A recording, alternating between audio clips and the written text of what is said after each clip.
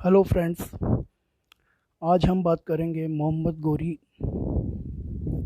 की, जिसने भारत पर आक्रमण कर भारत को लूटा।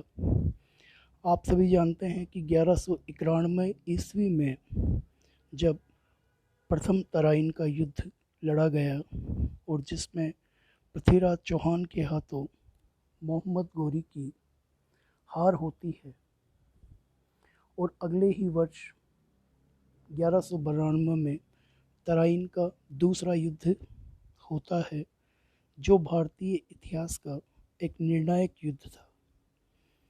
1192 ईस्वी में लड़े गए युद्ध में मोहम्मद गोरी की विजय होती है और भारत में तुर्क सत्ता स्थायी रूप से स्थापित होने के लिए मार्ग प्रशस्त होता है।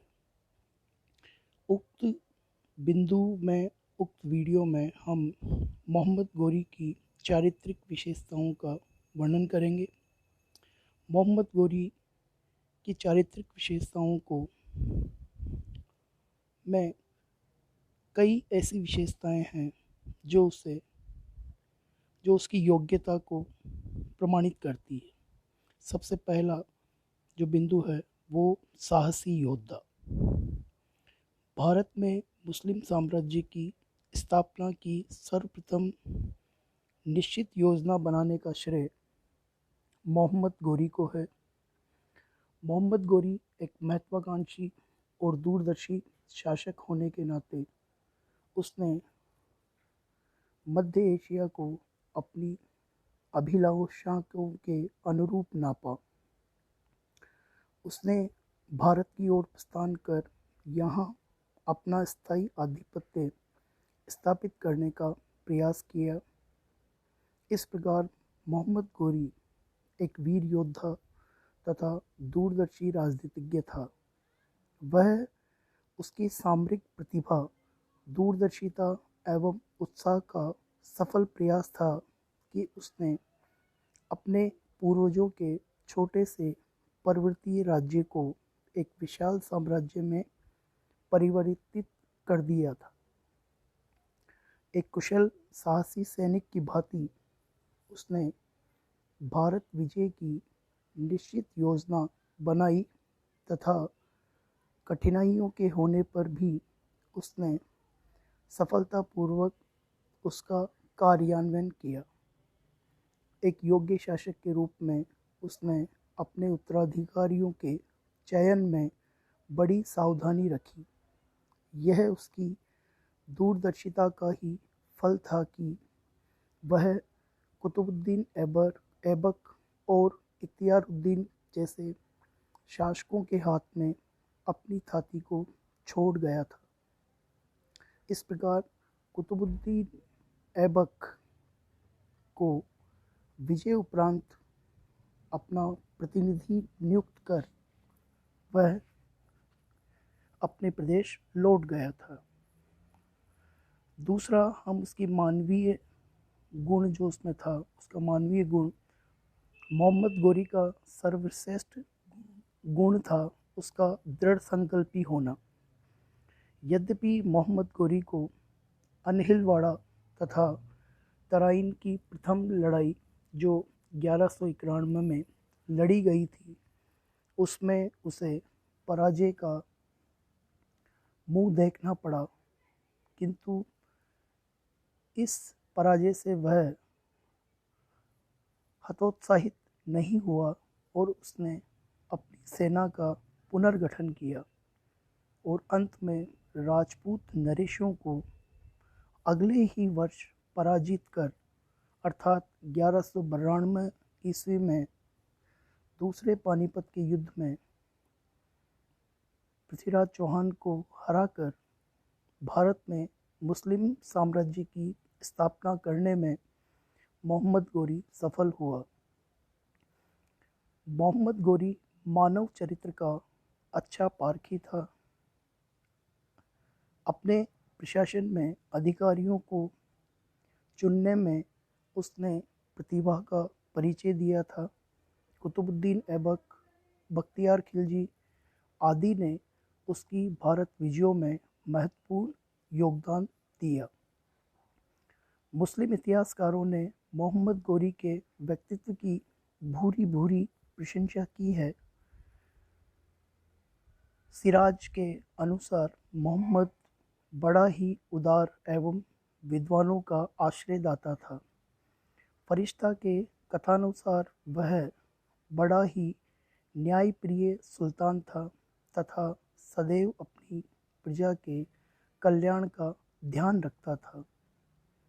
इस प्रकार मोहम्मद गोरी ने मानवीय गुणों को परख कर अपने प्रशासन को मजबूत बनाया और ऐसे योग्य व्यक्तियों को अपने प्रशासन में स्थान देकर अपने राज्य के गौरव को तो बढ़ाया ही, साथ ही अपने उद्देश्यों को प्राप्त करने में भी इनका सहयोग उसने लिया।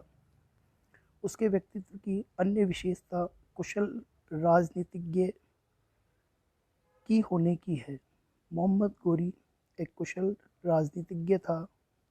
उसमें तत्कालीन राजनीतिक परिस्थितियों को समझने एवं उनसे पूरा लाभ उठाने की क्षमता की थी। उसने इस बात का भरसक प्रयास किया कि राजपूत नरेश परस्पर संगठित न हो पाए। उसने अजमेर के पृथ्वीराज के पुत्र गोविंदराज को तथा दिल्ली में तोमर राजकुमार को गद्दी पर बिठाकर राजपूतों की एकता को नष्ट करने का प्रयास किया। यह उसकी दूरदर्शिता का परिचायक है। इस प्रकार मोहम्मद गोरी ने एक कुशल राजनीतिज्ञ की भूमिका निभाते हुए अपने साम्राज्य को, अपने प्रशासन को सुदृढ़ता प्रदान की। उसके व्यक्तित्व की अन्य विशेषता उसके विद्वानों का संरक्षक होने की भी है। मोहम्मद गोरी स्वयं विद्या प्रेमी था तथा विद्वानों का संरक्षक था। वह सांस्कृतिक प्रकृति में रुचि लेता था। उसकी मध्यकालीन इतिहासकारों ने उसके इस गुण की भी भूरी भूरी प्रशंसा की है।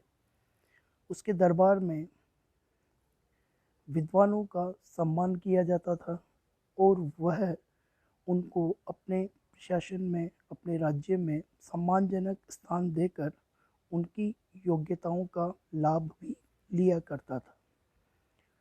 मोहम्मद गोरी के व्यक्तित्व में ऐसे गुणों के कारण ही उसे मध्यकाल का योग्य सुल्तान होने का भी पद या गौरव प्रदान इसी के फलस्वरूप प्राप्त हुआ। भारत में मुस्लिम साम्राज्य का अगर वास्तविक संस्थापक देखा जाए तो मोहम्मद गोरी ही था, जिसने भारत में मुस्लिम साम्राज्य की स्थापना का मार्ग प्रशस्त किया। उसने भारत की सैनिक और राजनीतिक दुर्बलता का लाभ उठाकर भारत में मुस्लिम राज्य की स्थापना की। उसने अपनी सैन्य विजयों द्वारा एक विशाल साम्राज्य की स्थापना की। उसने अपने विजित प्रदेशों को संगठित रखने के लिए अनेक अधिकारी नियुक्त किए। डॉक्टर एल श्रीवास्तव का कथन है कि मोहम्मद गोरी में परिस्थितियों को समझने तथा उन पर अधिकार करने की योग्यता और अपने उद्देश्य की प्राप्ति के लिए दृढ़ संकल्प के साथ कार्य करने की अद्भुत क्षमता थी। यही उसकी सफलता के मुख्य कारण थे। उसमें धैर्य की मात्रा अधिक थी और कभी भी अंतिम रूप से पराजय को स्वीकार करने के लिए वह तैयार नहीं होता था। वह मानव चरित्र का अच्छा पारखी था, इसलिए अपने गुलामों को उसने संरक्षण एवं प्रोत्साहन दिया और उन्होंने भी अपने व्यवहार द्वारा उसकी परख और विश्वास को उचित सिद्ध किया। मोहम्मद गोरी भारत में तुर्की साम्राज्य का वास्तविक संस्थापक था। इस प्रकार मोहम्मद गोरी के व्यक्तित्व में जो गुण थे, उन गुणों के आधार पर उसने अपनी योग्यता को दिखलाया और भारत की राजनीतिक कमी का फ़ायदा उठाकर या लाभ उठाकर भारत में तुर्क शासन को स्थापित किया। तराइन का द्वितीय युद्ध भारत का ऐतिहासिक और निर्णायक युद्ध था, जिससे भारत में स्थायी रूप से तुर्की शासन या मुस्लिम शासन की नींव पड़ी। मोहम्मद गोरी ने अपने सेनापति कुतुबुद्दीन ऐबक को 1206 ईस्वी में भारत के शासन की अर्थात विजित क्षेत्रों का शासन हाथ में सौंपकर वह गजनी लौट गया। इस प्रकार भारत में अगर मोहम्मद गोरी की विजय अभियानों का परीक्षण किया जाए तो हमें उसकी विजय के पीछे उसके उद्देश्य भी दिखलाई देते हैं। मोहम्मद गोरी का चरित्र क्या था, उक्त बिंदु पर हमने इस के माध्यम से चर्चा की है। धन्यवाद।